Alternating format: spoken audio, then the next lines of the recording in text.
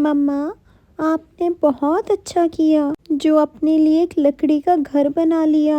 अब हमें बारिश के दिनों में किसी की मदद की ज़रूरत नहीं होगी। सही कहा मीनू बिटिया। और बहुत जल्द तुम्हारा जन्मदिन भी तो आने वाला है। अब हमें तुम्हारे दोस्तों को भी अपने घर बुलाने की दिक्कत नहीं होगी। हाँ माँ, आपने सही बोला। कालू जी, आपको पता है रानू ने अपना पक्का घर बना लिया और मैंने तो यहाँ तक सुना है उसकी बेटी मीनू का जन्मदिन भी आने वाला है। आपको तो पता ही है इस जंगल में हमारी बराबरी कोई नहीं कर सकता, इसलिए मैं नहीं चाहती रानू अपनी बेटी का जन्मदिन धूमधाम से मनाए। आप कुछ ऐसा कीजिए जिससे उसको ये दिन कभी ना भूले। गौरी, तुम चिंता मत करो, मैं बहुत जल्द इसका भी कोई रास्ता ढूंढ लूंगा। कालू की ये बात सुनकर गौरी खुश हो जाती है। कुछ दिन बाद रानू चिड़िया की बेटी मीनू का जन्मदिन आ जाता है। मीनू बिटिया, हैप्पी बर्थडे। थैंक यू माँ।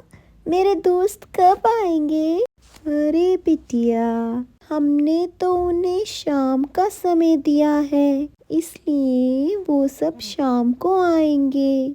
तुम ऐसा करो, थोड़ी देर आराम कर लो और फिर शाम के लिए तैयार हो जाना।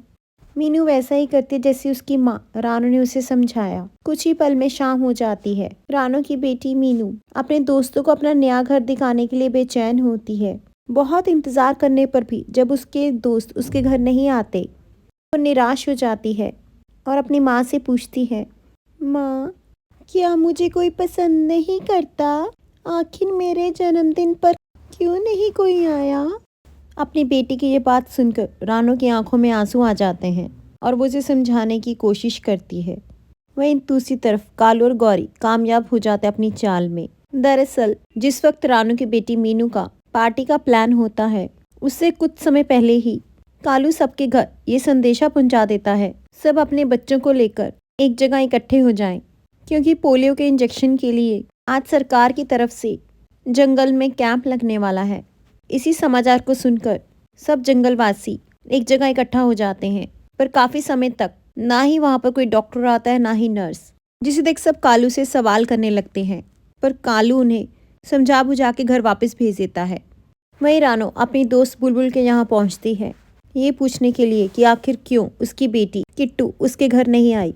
तभी वो उसे बताती है, रानू, आज पोलियो का कैंप था, लेकिन कोई डॉक्टर नहीं आया, हम इंतजार ही करते रह गए। अच्छा बुलबुल बहन, लेकिन मुझे तो किसी ने बताया ही नहीं। अरे क्या बात कर रही हो रानू बहन? कालू भैया ने तो सबके घर में संदेशा भिजवाया था।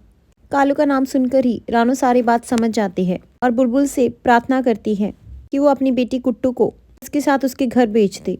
बुलबुल मान जाती है। कुट्टू, जो मीनू चिड़िया की सबसे अच्छी दोस्त थी, रानू उसको लेकर अपने घर आ जाती है। कुट्टू अपने साथ दो दोस्त और लेकर आती है, जिस देख मीनू चिड़िया खुश हो जाती है और कालू और गौरी का प्लान खराब हो जाता है। इसलिए दोस्तों, अच्छे लोगों के साथ हमेशा अच्छा ही होता है। दोस्तों, उम्मीद है आपको कहानी पसंद आई होगी। प्लीज़ सब्सक्राइब माय चैनल ऐसी और दिलचस्प कहानी देखने और सुनने के लिए।